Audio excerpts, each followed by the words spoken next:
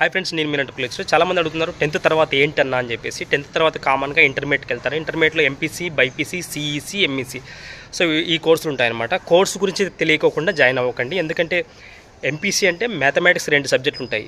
ఇప్పుడు తెలుగు కానీ సాంస్క్రిట్ కానీ తీసుకోవచ్చు. తర్వాత వచ్చేసి ఇంగ్లీష్ ఉంటుంది, మ్యాథమెటిక్స్ 2 సబ్జెక్టులు ఉంది, ఫిజిక్స్, కెమిస్ట్రీ ఉంటాయి. ఆల్రెడీ బైపీసీలో మ్యాథమెటిక్స్ లేకుండా బాటనీ, జువాలజీ వస్తాయన్నమాట. సో మరి ఎంఈసీ, సిఈసీ. ఎంఈసీకి వెళ్తే మళ్ళీ ఒక మ్యాథ్స్ ఉంటుంది ఖచ్చితంగా.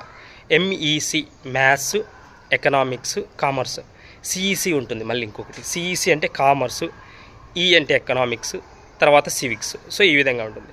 సిఈసీలో మాత్రమే మ్యాథ్స్ ఉంటుంది అనమాట. సో ఈ విధంగా ఉంటుంది. 10th తర్వాత ఇంకా ఏం చేయొచ్చు మరి ఇంటర్మీడియట్ కాకుండా అని చెప్పేసారు. పాలిటెక్నిక్ వెళ్ళొచ్చు అనమాట. తర్వాత IIIT వెళ్ళొచ్చు. IIIT ఎలా వెళ్ళాలంటే ఊరూరికే వెళ్ళకూడదు. బాగా మెరిట్ ఉన్నటువంటి స్టూడెంట్స్ మాత్రమే వెళ్తారు. ఐటీఐ చేసుకోవచ్చు.